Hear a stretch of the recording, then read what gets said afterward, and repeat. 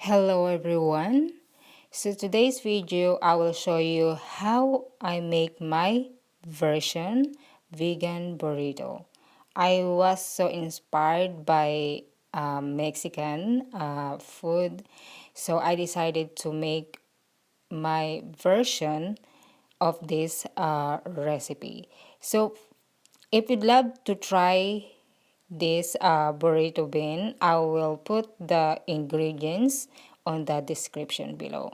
So right now, I'm making the dipping sauce or dressing.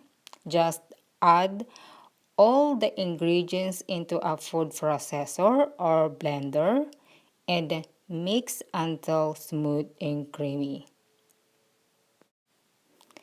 This dressing or dip sauce is the perfect addition to your event or party. It's great as an appetizer dip or on your main dish. Once you're done with your dressing, just transfer it into a bowl and set aside. And then, in a large skillet, heat the olive oil over medium-high heat. Add the green onion and cook until tender for about 3 minutes. And then follow the garlic and cook for 2 minutes.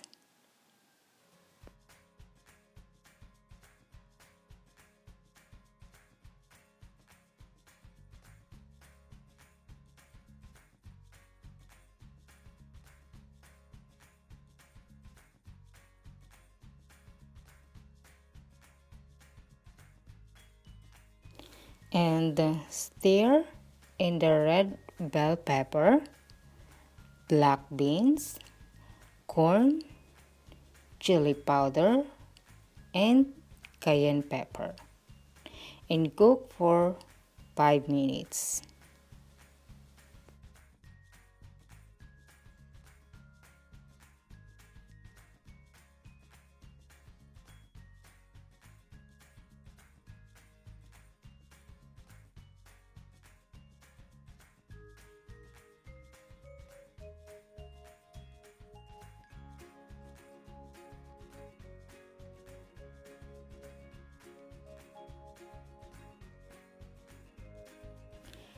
Season with black pepper, salt to taste, and sprinkle with the fresh lime juice, and then mix it well and set aside.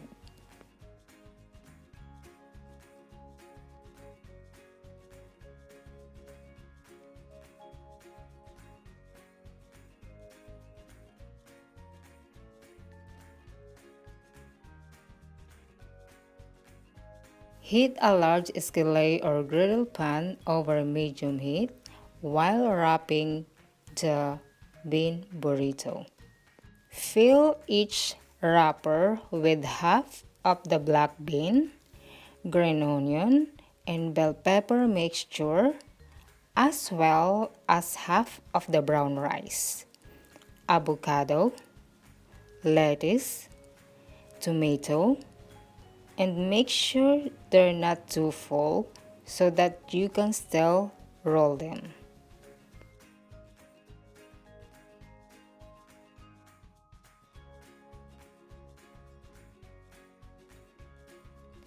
Then roll the burritos by folding over the end and rolling up, and continue making the rest of the burrito.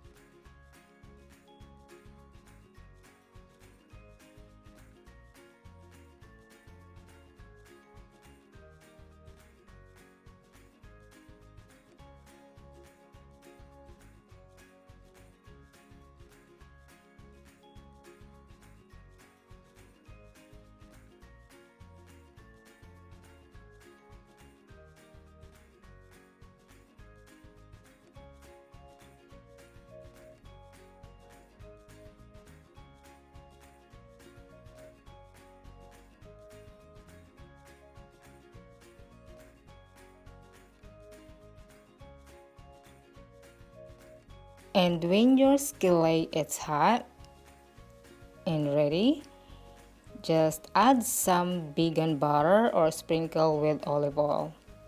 And place the burritos inside down into skillet or griddle pan and cook until golden brown and crisp for about 3 to 5 minutes per side.